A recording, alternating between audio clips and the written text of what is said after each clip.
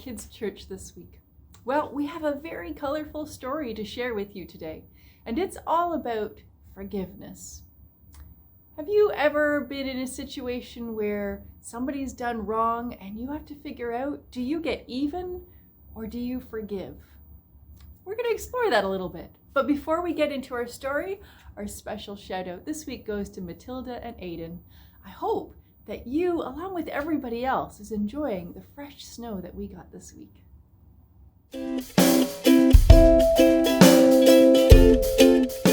Our story this week is a very ancient story of a family. In fact, a story of some brothers. It comes to us from the Old Testament, and we're going to share it today using our story box, the story of Joseph. Joseph lived in a big family. He had 11 other brothers. I imagine with all those brothers, there might have been lots of disagreements. Joseph was different from his brothers. And because he was different, his dad made him a special coat of many colors. But this made his brothers very jealous. Joseph was also a dreamer. He used to have many dreams, and he would tell his brothers about his dreams, such as when he dreamed lots of wheat grew in a field, and the wheat all bowed to Joseph. Or when he dreamed that all the stars in the night bowed down to Joseph. You can imagine this didn't make the brothers feel very good about themselves. So Joseph's brothers plotted to get rid of Joseph. And eventually they sold Joseph so that he would be taken to Egypt, where he would be used as a slave.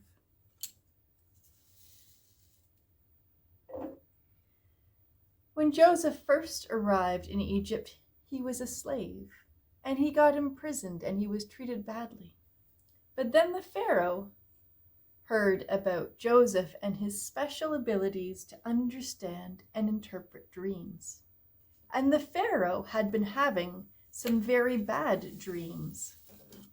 Dreams about cows dying and corn wilting.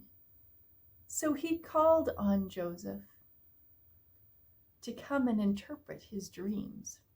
The Pharaoh was very happy with Joseph and his wisdom and promoted Joseph to become a very important person. Now time passed and there was a famine, but because of Joseph's wisdom, there was still food in Egypt. But there wasn't food for Joseph's brothers back where they lived.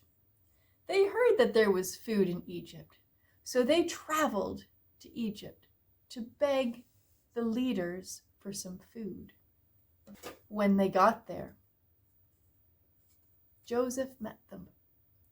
They did not recognize Joseph at first, but he knew who they were. And after listening to their story, he had a choice.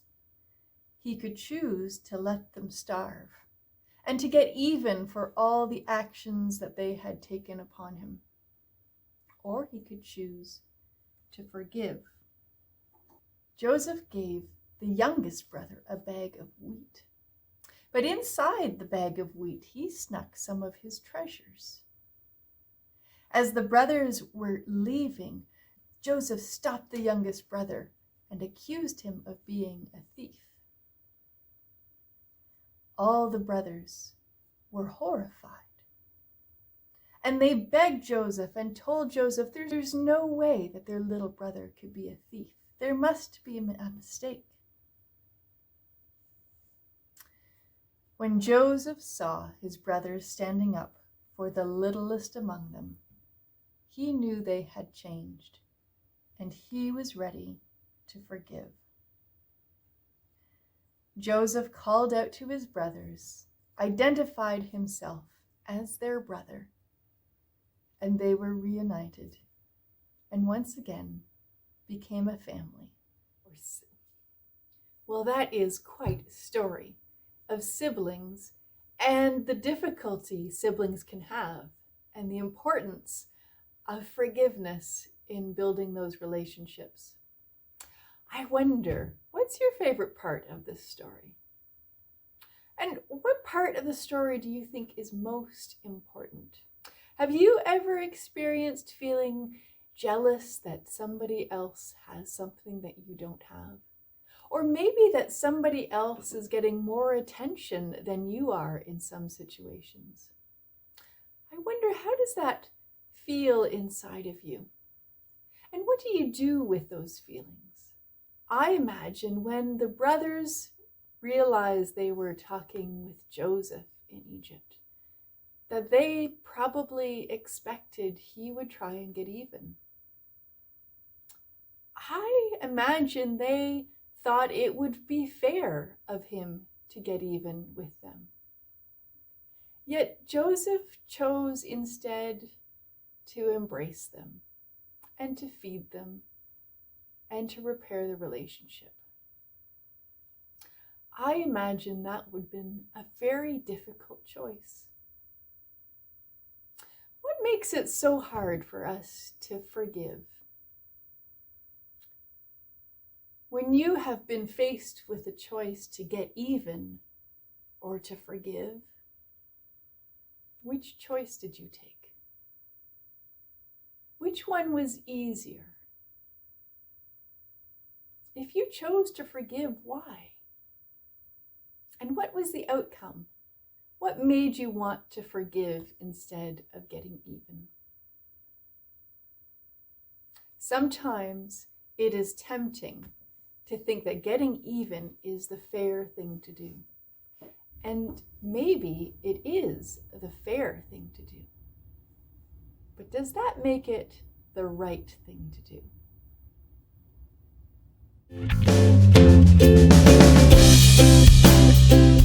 For our mindful moment today, we are going to play with that image of Joseph's colorful coat. And we are going to doodle with color. So grab some markers and grab some paper, and let's do a little bit of mindful color doodling. For a mindful doodling, I want you to think about some feelings that you had today. And let's pick out colors that represent those feelings. So maybe I had the feeling of joy, and I'm going to make that orange. And I had the feeling of tired, so I'm going to make tired purple. And I had the feeling today of being bored, so I'm going to make bored brown. I had the feeling of being excited, so I'm going to make that red. And I had the feeling today of being very busy. I'm going to make that pink. Those are some of the feelings I had today, and here are the colors I'm going to use to show those feelings. Once you've picked your colors and your feelings, you're going to then make circles on your page and try and make your circle the size that represents how big or small that feeling was today. So my joy today was quite big. It's a big circle. My tired feeling was just a medium-sized circle. My bored feeling today was just a little circle. My excited feeling today was a big circle because schools were canceled today. My busy feeling today was also a big circle. Once you have all your circles, and maybe you want to add more circles, maybe there were more than one time today when you were feeling joy, or more than one time when you were feeling excited, or more than one time you were feeling those feelings. So you can start to fill your page with some of those circles. But once you have all your circles in place, then you want to doodle colors inside of them. So I'm just going to fill up my circles with scribbles and doodles. And while I'm doing that, I can think about the time that I had that feeling. This was the feeling of being excited. And what that felt like in my body, and what did I do with that feeling? How did I use that feeling or act on that feeling? And then we can go to the next, and we can fill the next one up. And keep going until all of your feeling circles have been filled with color and doodles, shapes and squiggles, remembering that as you fill them, you take time to think about those moments that you were feeling that feeling, what it felt like in your body, and what you did with that feeling. Was it a good feeling? Was it a difficult feeling? If it was a difficult feeling, how did you sort the feeling out? What did you do to feel better?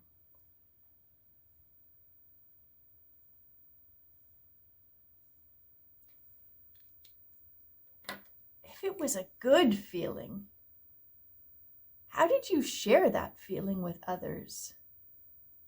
What was it like to share it or just to enjoy it?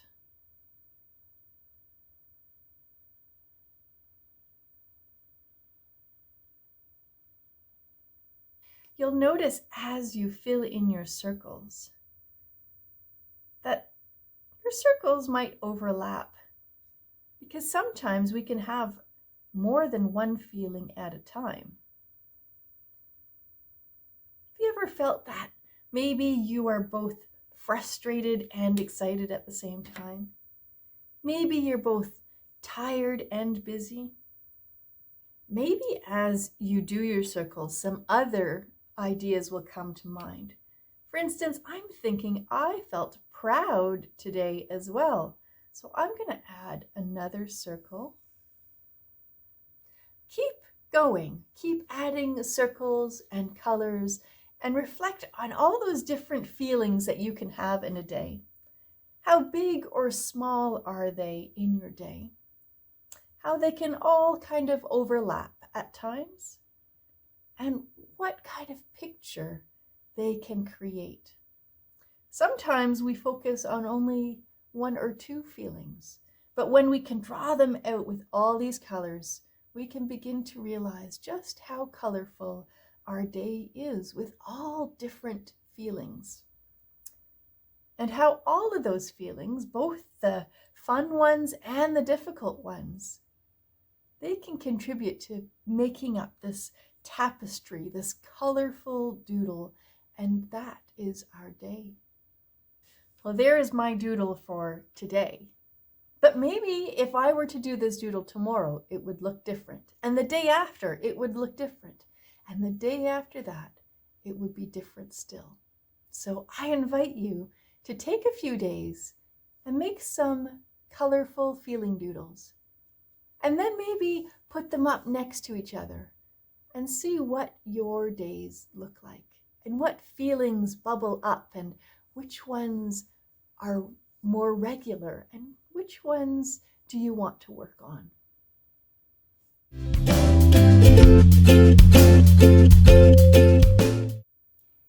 the story of Joseph and his brothers, we often focus on the actions of the brothers and how they weren't very nice. But Joseph also was a little bit self-centered at the beginning of the story. He liked to think that he could stand on his own and be apart from his brothers. So our craft today is going to look a little bit at the idea that sometimes we need people. We are, each of us, special. But it is when we put our specialness together with the specialness of others that we are our strongest. So for this craft, we're going to need some thick popsicle sticks. And if you were able to stop by the church for the take-home bin, we have a little package of popsicle sticks for you there. We'll also need a pair of sharp scissors and maybe a hand because we're going to cut those popsicle sticks in two. We'll need some thick tape. I have some fancy tape here, but masking tape or even Scotch tape will work just fine, and some markers. So let's get busy creating these characters and explore what it means to work with others and not just try and stand on our own. So I have 6 thick popsicle sticks, and I'm going to cut each one of these in 2. They don't have to be equal sizes, so maybe one side is shorter than the other. And I'm going to cut all of them in 2 so that I have 12 pieces of popsicle stick, all at different heights. The next thing I want to do is draw some people on these popsicle sticks. So I'm going to take my markers and I'm going to decorate every one of them a little bit different. Here's my first person, and I'm going to continue doing that for all 12 of my popsicle sticks. Look at that. They are all different, and I'm sure that yours are equally different. So I want to get these popsicle sticks to stand up. But they don't stand up, do they? They can't balance properly.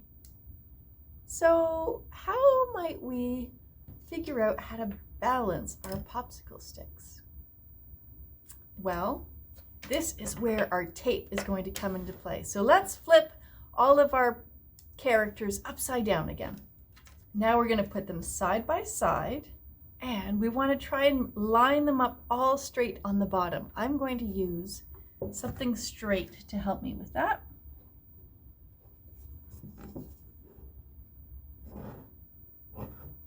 So I've got them all lined up straight on one side.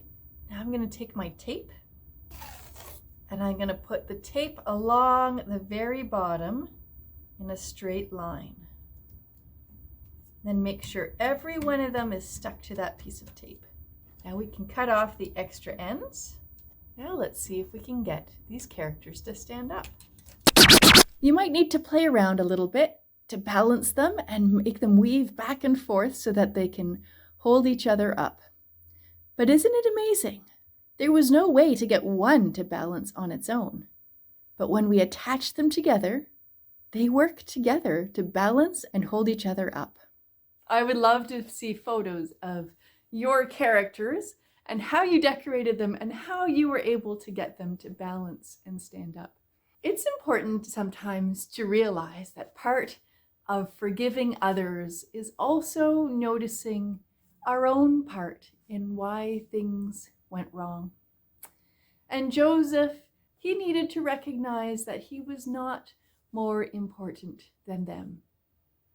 And in making that step, he could move himself to a place to also forgive them for the wrongs that they did. Forgiveness is a lot of work. It's not always easy. It's something we have to practice.